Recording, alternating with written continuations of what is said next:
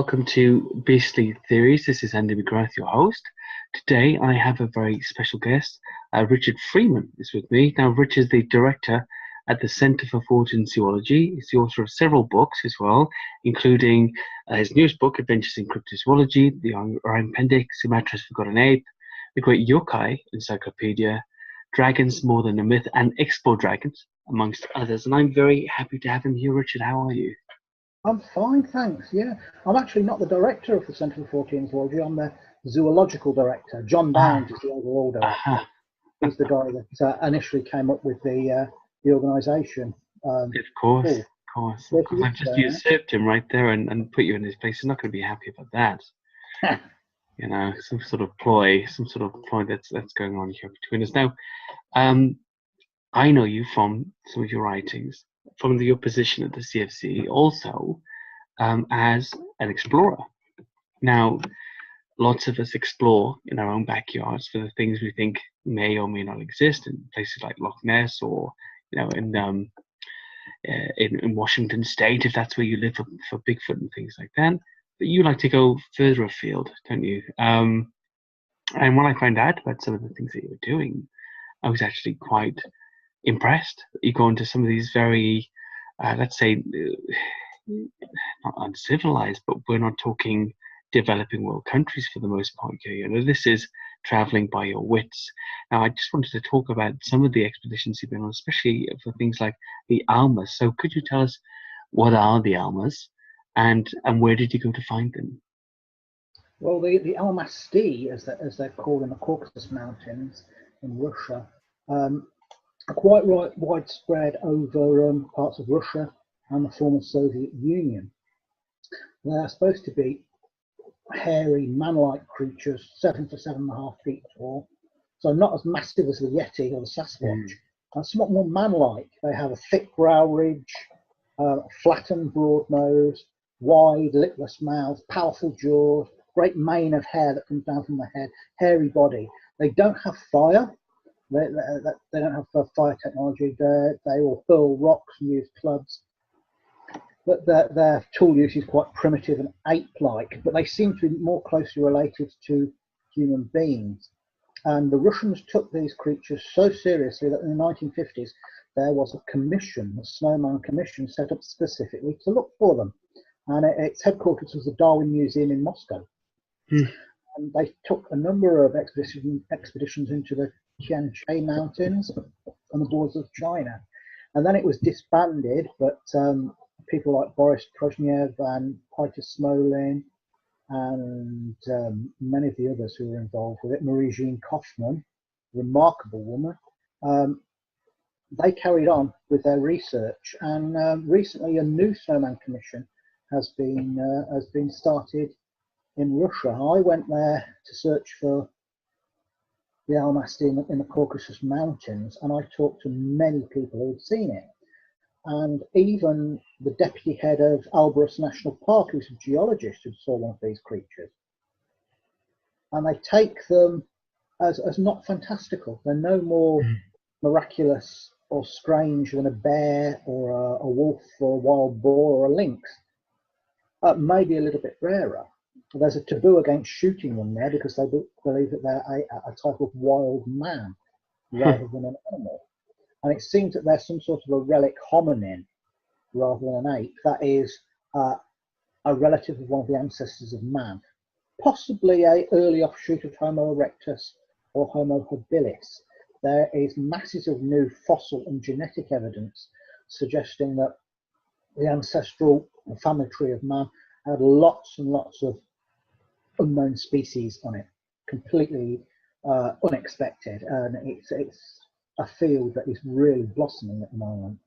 I think I heard Jeff Meldrum speaking about something like this at a conference, actually, about it being more of a branching sort of family tree than a direct lineage. Yes, the old idea of there's the old picture of the ape on all fours, and then they're gradually starting to stand up into you know the picture I mean. It's a regular meme these days, I think, for all types of modifications. Yeah. Totally wrong. I mean, now we've had the Denisovans discovered recently, known only from fragmentary bones, but Mm. their entire genomes taken from a tiny little, no bigger than a grain of rice, as part of a finger bone, which has been so well preserved. The whole of the Denisovian genome has been taken from this Wow. little. With more recently, there's been 2 new species of hominin found at Red Deer Cave in China. They haven't even been given names yet, but they were knocking around only 10,000 years ago, Wow. which is the eye in geological terms and evolutionary terms. We had the Homo floresiensis from the island of Flores in Indonesia, the tiny little 3-foot tall hobbit people. And they were thought to be initially a dwarf island form of Homo erectus, but more recent work shows that they're more closely related to Homo habilis, which is an African hominid, much more primitive than Homo erectus. And we had no idea that it had this lineage outside of Africa, because these 2 new species from Red Deer Cave seem to be more closely related to habilis than erectus. So it seems like Homo habilis as well as Homo erectus had this lineage that went out from Africa and stretched halfway around the world. And Homo habilis died out nearly 2 million years ago. But Homo floresiensis was knocking about 50,000 years ago, and these 2 new species in China were knocking about just 10,000 years ago. And are they saying essentially that there are, as far as the timeline is concerned, they're actually crossing over one another in certain areas of the world? Is that right? Oh, yes.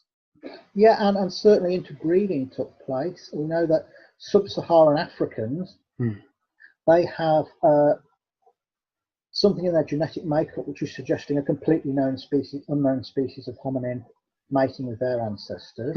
And the people from New Guinea and the surrounding islands have got yet another one.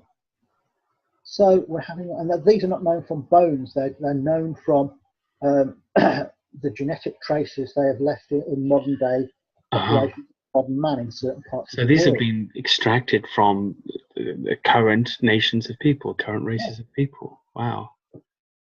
That's amazing. That's something I wasn't aware of at all, actually, that they're actually extracting DNA from unknown forms of certain populations of people in certain areas. Their ancestors were mating with other hominins that we don't even have their fossils yet. They're just known from these weird DNA traces they leave. Recently, there's a guy called Mark Evans, who's a television vet, and he was up in Bhutan, and he had a French geneticist with him, and they were looking for eDNA, environmental DNA. That's where an organism walks through somewhere or drinks from somewhere or interacts with the environment and leaves bits of its cells on whatever it's interacting with. And there was a mountain pool in Bhutan, and they took samples from there, and they found species of wild goat and antelope they didn't know were in the area, but they also found the DNA of a primate. And that primate, whatever it is, shares 99% of its DNA with human beings. So it's more closely related to human beings than a chimpanzee is. So that could be the DNA of the Yeti. I mean, that's really fantastic. I was talking with Todd Dissertal about this eDNA, and of course, Professor Gemmell just did the eDNA study at Loch Ness. And I think that really is possibly the most crucial tool to cryptozoology that we could have at the moment. To find it without having to capture it is a great boon. It's the way forward. Yeah, it's the way forward. That's really wonderful. Now, when you were out there searching for the Almas, what kind of situations did you encounter? Now, I'm assuming it wasn't just a smooth ride and jumping on a tube or something like that, although that's not always such a smooth ride either, to be honest with you. But, what kind of adventures did you have there? What were the people like that you met? The Russians were very friendly, the local people, very hospitable, friendly. And most of them didn't understand why we'd come so far. They couldn't understand why we'd come so far just to study something that they took for granted. I mean, there was an old couple we met that had both seen Almasty on different occasions. The old woman in her youth, when she was a girl, and she just couldn't understand why we'd come so far for something that they take for granted. It would be like them coming to Britain to look at badgers or something like that. One of the most interesting things that happened in Russia was when we were staking out an old farm a few miles outside of the village of Neutrino, and this farm had been abandoned since the 1970s. 1973, there'd been a triple murder there, all over money, robbers trying to steal old folks' money. Oh dear. But it's been abandoned for years, and there'd been a number of Almasty sightings around this old farm. And one of our colleagues, our Ukrainian colleagues, an archaeologist called Anatoly Serendenko, he had seen a 7-foot Almasty near there. And a few years back, there'd been some shepherds just hanging out on the veranda that runs around this old farmhouse. And it's about 8 years before, so about 2000. And they said that the door at the end of the veranda just opened and a 7-foot Almasty was there. And it walked along the veranda, picked one of the men up, just moved him out of the way, got to the end of the veranda, jumped off and disappeared. So what we did, we set up some camera traps around the place. Then we put some bait out, red wine and honey and cherries and meat, and all sorts of fruit. And we staked the place out. And if you can imagine, this farmhouse consisted of 3 rooms and an L-shaped veranda running around it. At 10:30 at night, there's a weird twittering noise. One of the noises the Almasty is supposed to make is this bird-like twittering. Then one of the camera traps goes off. And I'm thinking, goodness, could that be what I think it is? Then nothing else happens till about 2:30 in the morning. It's getting a bit cold. So we go into one of these rooms and we huddle around an old stove.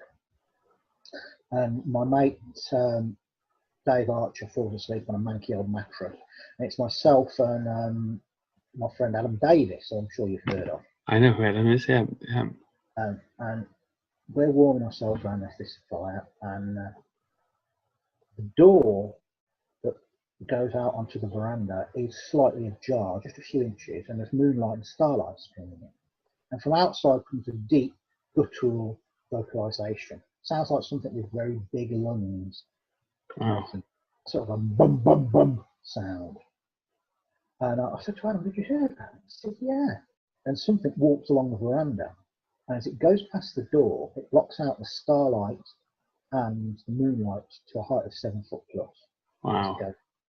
And I said to Adam, it's out like on the veranda. So we grabbed our digital cameras, went rushing out, whatever it was, had disappeared into the darkness. Wow. Morning. Do they have bears in that area? They do have bears, yes, but this was up on 2 legs. Bears don't walk around on 2 legs. They can stand and walk on 2 legs for short periods. A few steps, perhaps, yeah. The threat posture, and it would have made much more noise with its claws on the wood of the veranda. And that's very, very interesting. How did you? We checked the morning, and all we got was vegetation moving. Really? Did you have the sorry, just to picture it in my mind, where were your camera traps in regards to the veranda? They were facing outwards, and some of them were in outbuildings as well. So they were in the area, and you went back to stay in the house, and had the. Now, what do you think about these creatures, and in regards to things like camera traps and people? There was a little study actually on chimps recently that I saw, a little clip, like a YouTube clip, about a study where they put camera traps in their normal haunts, and the chimps became aware of the traps and avoided them. That's in fact, in some cases, dismantled them as well and stayed out of the sight of the camera traps. And I thought that was a very interesting development from a chimpanzee. Do you think creatures like this that are habituated to their environment, to them a camera trap is quite an obvious object that stands out as being foreign in their environment? Well, these things would be more intelligent than chimpanzees, certainly. If you look at somewhere like the Pacific Northwest in the United States and Canada, there's been loads of loads of camera traps put up there just to look for ordinary wildlife, to Mm. record ordinary wildlife, and not one of them, as far as I know, is caught a Sasquatch. Yeah. Maybe they can see what they are and avoid them. I think with camera traps, the way to go is a bit like the BBC did with their spy cams, where they disguise them as rocks and other parts of the Yes. environment so they don't stick out. Mm. Mm. Maybe that's the way to go.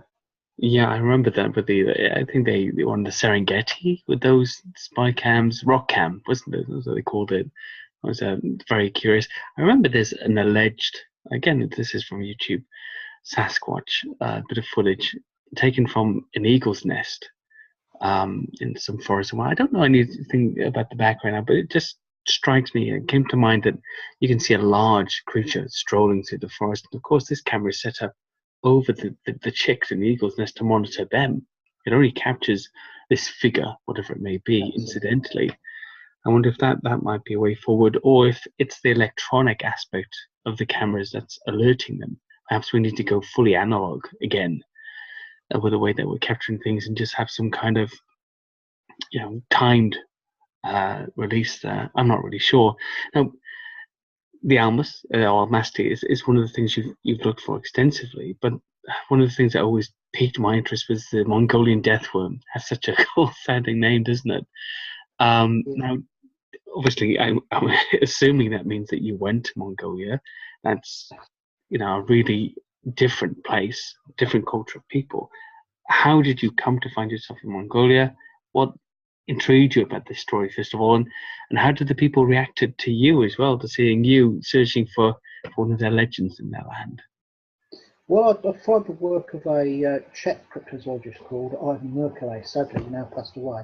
Lovely guy who'd been there several times. I thought, this is a fascinating creature. I've got to get out there and see if I can find it. So with this particular one, I financed it with a modest inheritance I had from my late father, and took an expedition, the 4-man expedition out in 2005 to the Gobi Desert. We went with emongol.com, and what we did was we had some posters printed up and translated into Mongolian, saying that a bunch of British scientists are going to be coming through at this time, and anybody who knows anything about the death worm, we'd like to talk to you, and if you can get a hold of a specimen, we'll pay you for it. And we went right across the Gobi for about 1,000, and it's the most alien place you can ever imagine. It's like being on another planet. Some of the desert is all mica, chips of mica, so it looks like a mirror. They call that area the mirror. Other bits like the surface of Mars. Other bits like cat litter trays, giant cat litter trays, because it's all granular. It's very strange. We saw mirages out in the desert of cities, and we got caught in a tornado, a whirlwind that destroyed our camp. And I was like Dorothy in the Wizard of Oz. I was right at the eye of it, looking up into the eye of this tornado, and I saw one of our drivers spinning round horizontally, hanging onto the shredded remains of a tent. It was probably the most fantastical expedition we've ever done.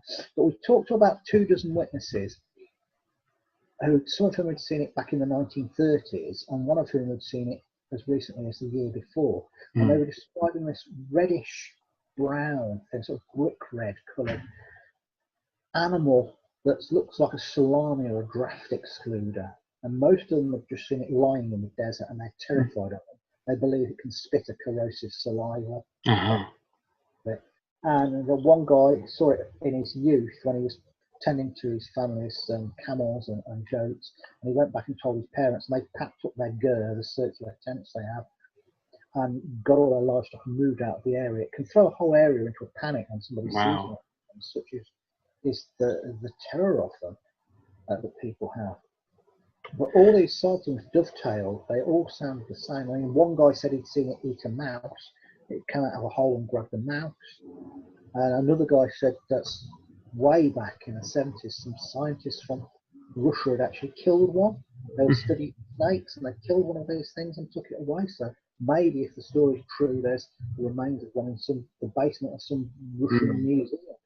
And they don't really know what it is. We came to the conclusion that it's not a worm at all. It's some sort of burrowing reptile, maybe an amphisbaena or a worm lizard, which is a group of strange, poorly studied reptiles. They're not snakes and they're not lizards, but they're related to both of them. They're mainly subterranean, but it could be a very large species of worm lizard.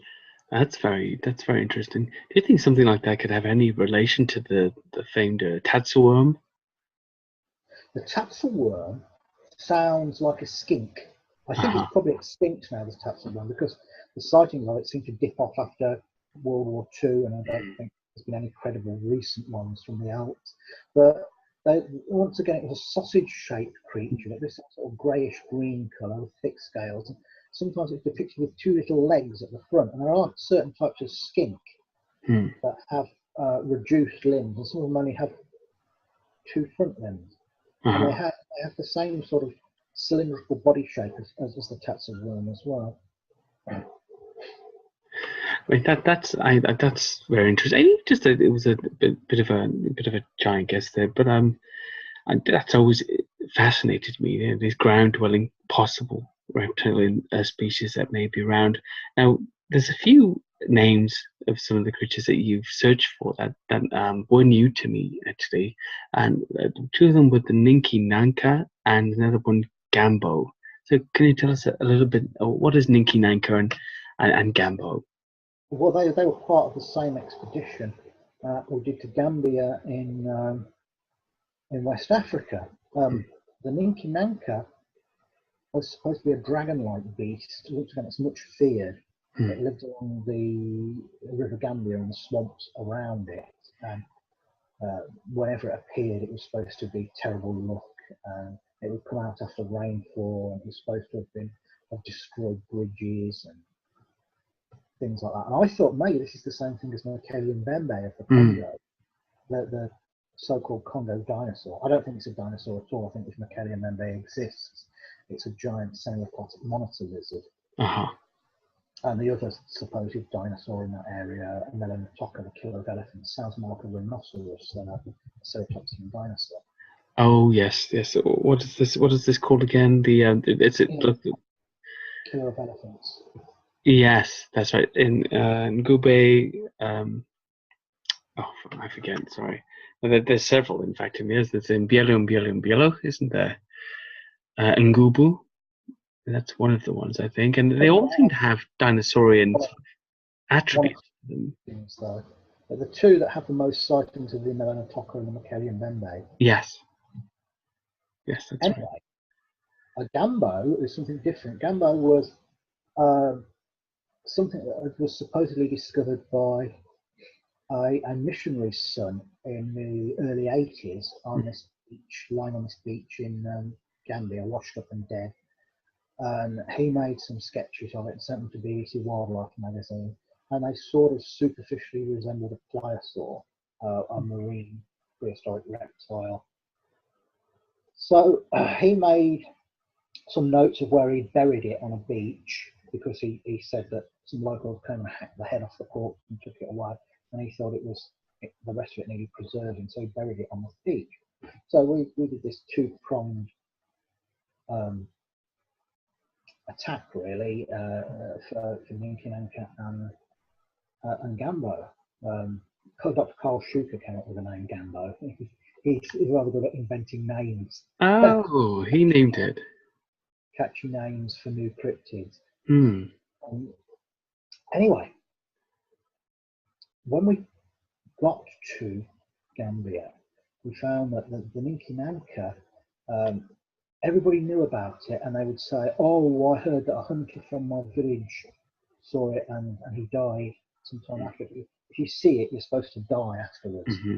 We talked to a guy in a national park, and he said his grandfather had seen one in the Second World War, and he described it as this great serpentine beast with a crest on the head and shining scales, and his grandfather died sometime afterwards. But it was always somebody they knew or a friend of a friend had seen it. The guy we talked to They said he'd seen it, but he saw it crawling out of a hole, and it was about 200 feet long. It had this horse-like head, a crest on the head, and he said that after he saw it, he became ill, and he had to go and see an imam, an Islamic holy man, who gave him a potion to cure him. And he took us to this hole where it's supposed to have crawled out of, and these swamps, and the hole wasn't much bigger than a rabbit hole, so I didn't really buy his story at all. Talked to another guy who said his uncle had seen it as a boy, and he told the people in his village, and the village had been abandoned. And he was so scared that the people are rattled by it. Even our guide wouldn't go into the swamps with us. The man we were talking to, whose uncle had seen it, he even refused to look at the swamp. He had to turn the other way, and we had to interview him from behind a bush. He was so frightened. The guide went part of the way into the swamp with us, and then he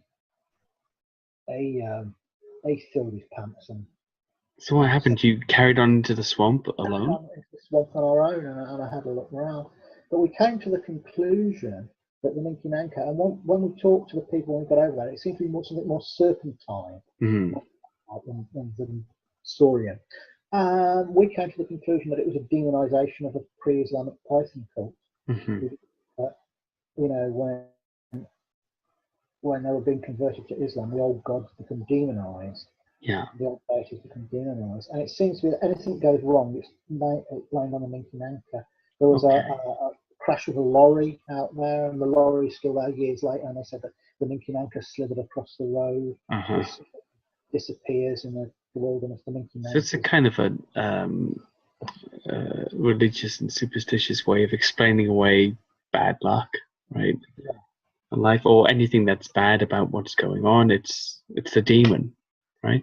It's not the same as Mongolian Bembo, which is a much more believable creature as a biological entity. As for Gambo, we dug a big hole where it was supposed to be, because at the time when it was washed up, it was quite a remote area of the coast, but now there's nightclubs there and things.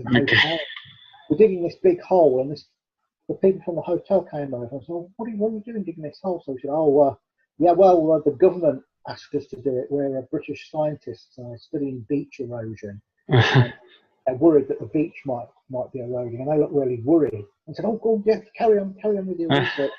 Dug this big pit where this thing was supposed to have been buried, but we found absolute Fanny Adams. And then we said to them afterwards, don't worry, the beach is not eroding. And they looked all relieved. But we talked to a number of people, including a guy who made jewellery, who had been there for years and years. He remembered this thing being washed up. This old man, he said it was just a dolphin. Really? Just a dolphin, and that was his memory, that they would just had a dolphin. Yeah, he said it was just a dolphin. It's strange, isn't it, how these things grow. These sightings grow sometimes. I understand when there's tourism involved, or you want to bring people to the area, or just in a place where perhaps there's a level of boredom, in village life and local life, that you turn something into something bigger. It's fireside stories, and it gets entertainment, and it keeps people interested in the life there. But at one point, how do you look at that and say, okay, I mean, if you're looking at all of these reports and you're going and investigating, how do you pull out sort of the factual aspects of these reports, especially in places where people are often invoking superstitious meaning to the things that they find? It's quite easy, really, in my experience, because when you've got something real, people have seen it. When it's not real, it's like, I didn't see it, but I heard about such or so. Third hand. Or the man from my village saw it. And with the real flesh and blood things, there's no supernatural element to it. With Ninki Nanka, it's like the basilisk. They thought if you saw it, you would die. And had this sort of spiritual aspect to it. But with the flesh and blood things, it's not like that. You talk to people who've been going about their business, they've seen this thing, and it's a sighting. It's not like Yeah. But there's nothing religious to it. And at one point, when we were in the Gambia, we went on the wireless, and we did this program about the Ninki Nanka, and said we're looking for witnesses, and can they contact us on this number? A couple of days later, a guy rings up saying, I know where one of these things is. There's a great hole in a swamp in a place called Mandanari, and one of these, like he called it a dragon, because this dragon is down there. Mm. If you get a dog and throw it down there, the dragon will come out and eat it. And I thought, I'm not going to throw a dog down. I love dogs. I'll throw a cat down. Mm. Yeah, I don't like cats, believe me. But then he said, I can lead you to this area, but how much are you going to pay me? Yeah. I'll be risking my life. And yeah, sure. Yeah. Sure. We went along to Mandanari on our own, and we got talking to one of the locals, and he looked like, remember the actor Peter Lorre? No. He was in M and the Maltese Falcon. Oh, yeah, yes, I know who you are. Yeah, A I'm with very you. round face with very big eyes. Yeah, I got you. Peter Lorre. Funny voice. Yeah. Yeah, we met Isn't this he guy. in 20,000 Leagues Beneath the Sea? Yes, yeah. Yeah. And we met this guy, this African guy, who looked like he was like an African version of Peter Lorre. He looked Really? just like him. And we said, do you know anything about the Ninki Nanka? And he goes, oh yeah, it is this great animal covered in scales that shine like mirrors. Oh, wow. He will die. Maybe he was a fan of Peter or something. Father told me about it when I was a child. Give me money now. Yeah. So they were all on the. Another, if they're on the scrounge, don't believe anything they say. Well, of course, because I mean, but there's an aspect to that as well. Now, generally speaking, what you say is when people are searching for payment of some kind, they'll come up with stories and tales to extract money from you. Are there situations that you've been in essentially where somebody has seen something, but of course they're living in a deprived area as well, so payment is what they want for their time essentially? How would you differentiate between the real guys and the hucksters there, or would you say if you're asking for money, it's out of the That's the only time it's ever happened. That's the only time it's ever happened. Yeah. On the first day we were there in Gambia, we were looking for this part of the beach where Gambo was on, and this local bloke said, "Are you looking for the beach?" And he said, "Yes, it's down there." And we said, "Thanks." And then like he followed us, and he followed us like really close behind, like getting into everybody's personal space, and he just trailed around with us all day. And then at the end of the day, he said, "Oh, can you pay me now?" And I said, "Pay you for what?" And he says, "Well, I've been your guide." You told us where the beach was, and you followed us around all day. It's a funny old world, isn't it? You know, when But Gambia is the only place that happened. Nowhere else. I've never experienced that myself, to be honest with you, but I haven't really been as far afield as you to these types of places. Now, talking about perceived far-flung places to visit, you've been to Russia quite a lot, and you've talked about the Almasty, but I hear you've been looking for Russian lake monsters too. Now, lake monsters is a big favorite of mine, always has been. So what type of lake monsters have you searched for in Russia, and where? I haven't searched for any lake monster in Russia. I want to go. That's something I want to do. There are several lakes in Siberia that I want to visit. There's one called Lake Chany. Chany, Chany, which is about 50 miles long by 50 miles wide. It's roughly square. It's not very deep, but it's in southern Siberia, and there are a number of communities around it. But the people that live there say that it's in the past 10 years or so, about 19 people have been killed by something from the lake. Oh, I've heard of this one. There's serpentine and about 30 feet long. And they say it rams boats, flips boats over and grabs people. There was one guy who was fishing with a friend on the lake when the creature rammed the boat. They both fell in the water, whatever it was, grabbed his friend. He made it to shore, never saw his mate again. Wow. Another story involved a woman whose son, who was an ex-soldier, she was on shore, he was fishing on a boat. The thing rams the boat, flips it over, grabs him, never seen again. And they've asked for a official government investigation. The government say people are just drowning, getting pissed off and drowning, basically. They get drunk and drown. But the thing is, chunks of these people have been washed upon the shore. Ah, okay. Okay. I mean, that's obviously different. I wonder if there are many known species in the lake that could account for that kind of predation on a corpse. I mean, anyway. So the only big fish in that area were big fish, the sturgeon, and they're bottom feeders. Yeah. They feed on very small things. This thing seems to be an active predator that attacks people. And it's not the only lake. There's Lake Lavanica and Lake Verota that are further to the northeast. And there are no populations around there, but there are nomadic peoples that live there, and they say they've had rafts flipped over and people taken. They've had their dogs chase deer into the water, the things come out of the water and grab deer and pull the deer on there. And Russian scientists have also seen huge creatures in the lake as well, which sound like some sort of huge fish. But no Western film crew has ever been over there to investigate. And the Lake Channy story, it sounds like the script to a horror novel. It does, or really. A film, doesn't it? That's really people in 10 years. That's a lot of people. Yeah, there's a lot, but I wonder about things like that as well, where you hear about predation by lake monsters, where most other locations where similar Nessie like lake monsters are said to inhabit, there are no stories of attacks at all usually. I wonder if it's to do with the environment. Maybe Siberia is very desolate. Maybe the fish population is low in the lake. And maybe it has more of a need for extra protein, or these animals, whatever they may be, hence the preying upon fishermen. As far as I know, the fish population is just fine there. Oh, really? Whatever it is, it's probably not the same thing as whatever is going in and out of Loch Ness.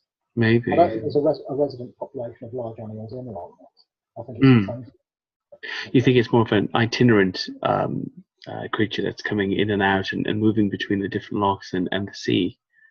Yeah. Let's talk about expedition do's and don'ts, Richard. Like, obviously, you've been to some far-flung places. It'd be, I think, interesting for people to know what they should do as an amateur explorer if they're deciding to take up this kind of life. What kind of preparation do you undergo before setting off on one of your adventures? And what would you say are the perils of this kind of cryptozoological decadence? The big number one thing you have to do is get good, trustworthy, experienced local guides. They are the key. We've had some great guides in Sumatra and places like that, and Guyana, who really know the environment. They can find you witnesses. They can find places to stay. They can get people doing cooking. They can arrange the transport. For instance, in Mongolia, the guides were so that everything ran so damn smoothly. Mongolia was a great guide. That's number one. Number two, do research about the country, what inoculations, if any, you've got to take. People worry about the big things. They worry about getting eaten by crocodiles in the jungle and things, and tigers and bears. The thing that's most likely to get you are small things. Mosquitoes, tsetse flies, stuff like that. So make sure you've got all your shots. And research what equipment you need to take. Sometimes the guides provide tents, sometimes you have to take them. The guides will provide the food. They'll always buy the food in advance and in bulk. But the two main things are guides, inoculations, and then research your target area. And you've also got to be flexible. Make a plan. You've got to look at where these things have been seen the most, go to those places, but you've got to be flexible. If someone's seen a creature a few miles down the road, go there. You've got to be ready to go to wherever it's most recently been seen. I think that's sterling advice. That's very good, and you'd probably be surprised at how many people wouldn't think of those kinds of things, because for most of us living in a Western society, we would consider most other countries to be similar to our own, or at least to have similar access to healthcare and help to our own.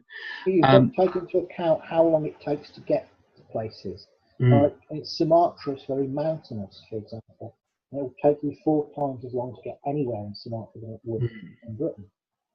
and you've got to wear the right clothes. A mate of mine who came to South America with us, he had these old boots on, and the bottoms came off them like clown boots. So he had to wear sandals like for the rest of the Oh, no. expedition.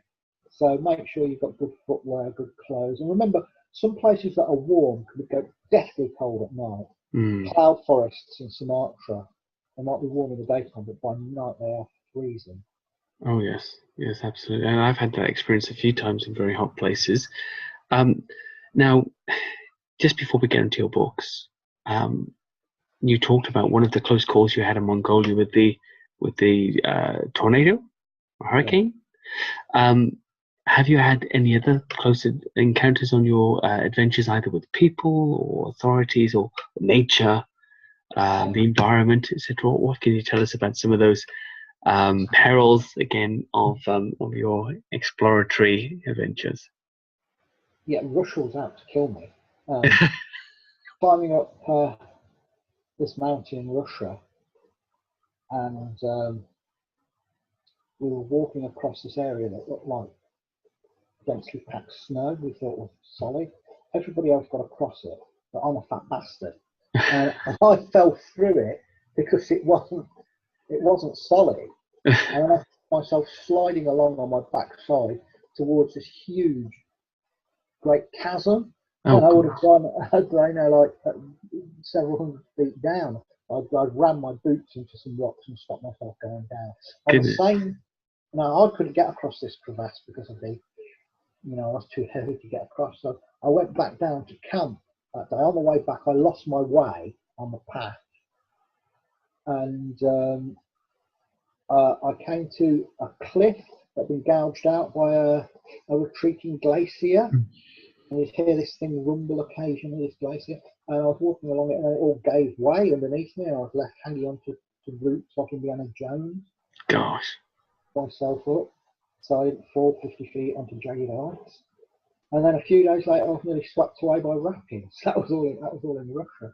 Wow. I got attacked by a spitting cobra in the Gambia. Generally, it's okay. I've been. It's okay. Just a few close calls with death and. Time in Sumatra, the three of us round a campfire had a jolly evening picking 100 leeches off each other's legs. Oh. I've been covered in mosquitoes. When I was looking for the giant anaconda in South America, I had heat stroke because we were out in the grasslands. We went at the wrong time of year. It was the middle of the dry season, and it was in a drought. Even the natives couldn't remember it being so hot and so dry. And I had heat stroke there, and my arse was bitten to ribbons by these things called vine flies. And my ex-girlfriend, my girlfriend at the time, took a photograph of my arse, and it looked like a giant pallid mutant strawberry from Sellafield. Oh no! Bites on it. Unripened Sellafield strawberry.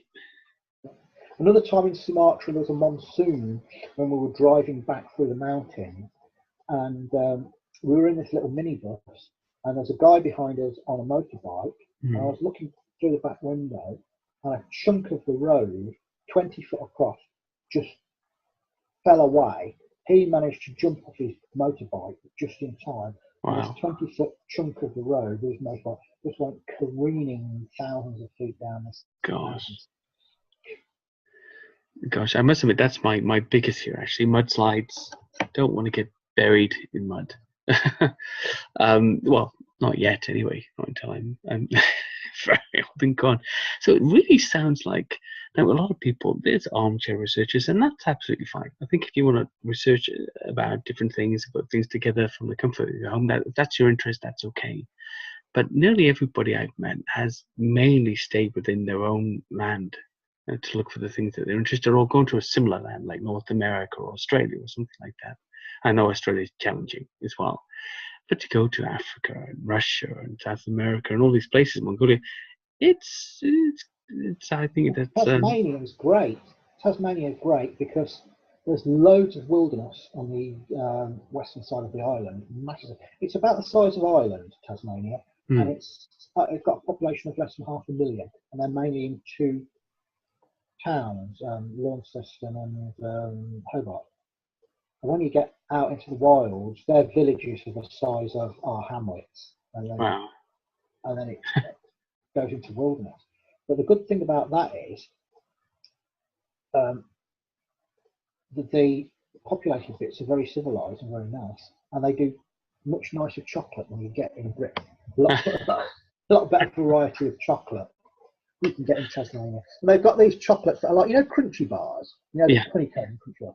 It's like them, but they're covered in chocolate and then covered in like this sort of candy casing. Oh, that's nice. But they're called clinkers, which causes much hilarity amongst infantile Brits. These called clinkers. Clinkers. I love stuff like that. I love chocolate. I've been fortunate enough this year to shed a bit of the massive weight I've put on since becoming a daddy 6 years ago. But yeah, it's an uphill battle. I love chocolate. I love all the treats. Don't drink, don't smoke, nothing like that. But that sweet tooth, it's a bit of a trial. Just before we go, Richard, I wonder if you can just tell people about your new book that's coming out, Adventures in Cryptozoology, Hunting for Yetis, Mongolian Death Worms, and other not-so-mythical monsters. Tell us about that. Adventures in Cryptozoology. It's available for pre-order now from Amazon. It's an introduction to cryptozoology, so it has different chapters on different groups of creatures. There's an introduction that's all about animals that used to be cryptids but are now accepted, things like the Komodo dragon, the mountain burley, and the giant squid. Now, the fascinating thing about the giant squid was that there was in the late 17th, early 18th century, there was, late 18th, early 19th century, there was a French biologist called Pierre Denis de Montfort, and he studied mollusks, and he became quite famous in his day. He wrote a number of books. He worked for the Natural History Museum, and he worked at the Botanical Gardens, and he was sent on expeditions all across Europe and right as far afield as Egypt. And his books were in use for years and years and years, and then he heard from whalers from Nantucket stories of finding great scars on the sides of sperm whales and dying sperm whales vomiting up these great tentacles. And he heard from other sailors who had been in boats that were attacked by huge cephalopods, and he came to the conclusion that they were monstrously big squid, and they were behind the legends of the Kraken. And because of that, he became a scientific pariah. He was sacked from his job. He couldn't get work anywhere. He was reduced to selling seashells, and eventually he died of starvation in a Parisian gutter in 1820. Gosh. Just a few decades later, the first giant squid was actually caught and confirmed by science. So he was right all along, and he's been forgotten by history. And he was a great scientist, and he was right all along, and he was treated really shabbily. So that's like the introduction. Then we go on to different types of cryptids. I start off with dragons, which are one of my favourite things. Dragon legends in every single culture on Earth. They've been tracked back over 40,000 years to sub-Saharan Africa. So I look at sightings of dragon-like creatures around the world, and I look at sea serpents and lake monsters, all sorts of things like mysterious apes and hominins, creatures like the Tasmanian wolf, which I've gone looking for on several occasions, and I've spoken to some fantastic eyewitnesses like retired loggers and government licensed shooters who've seen this animal, who know what they're talking about. I've got no access to blind. Things like the Mongolian Death Worm, and also other legendary beasts like unicorns and griffins. Where do those stories come from? For instance, with the unicorn, we know that there was a type of antelope called Procanthocerus, it's known from the fossil record, whose horns were so close together that in life they would have been killed by one sheath.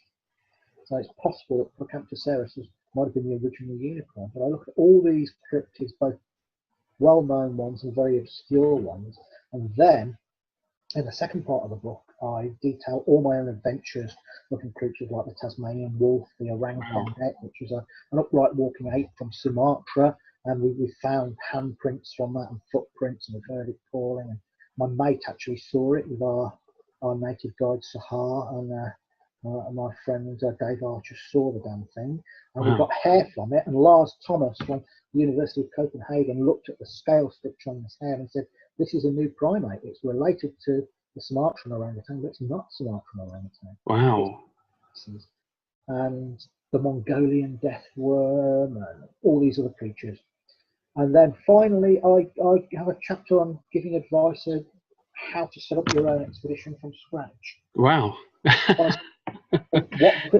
what cryptid to look for. Yeah. You know, don't go looking for something that's only been seen once or twice. Go looking for something where there's a good lineage of sightings going back for decades. Something that's likely to exist. Then I take it from there. And what equipment do you need? How to contact guides, you know, how to make the most of your time when you're in the field, what you've got to do when you're in the field, and perhaps more importantly, what do you do when you get back with that information? Don't hoard it to yourself. You've got to share the information that you're Yeah. I think that sounds amazing. It's definitely going to be on my wish list for one of my next books to buy. I suggest everybody else who's listening to this buy it as well. Richard's books are great. They're very informative. Also, they keep you interested. There's a little bit of humor here and there as well, which I like. Richard, just before we go, where can people find you online if people want to contact you or ask you questions about various cryptozoological matters? How would they get in touch? Well, the website is the Centre for Fortean Zoology, which is www.cfz.org.uk. And there's my email is richard@cfz.org.uk. Fantastic. Richard, you've been a wonderful guest. Thank you so much for coming on. Thanks for having me. Cheers. Thank you, buddy.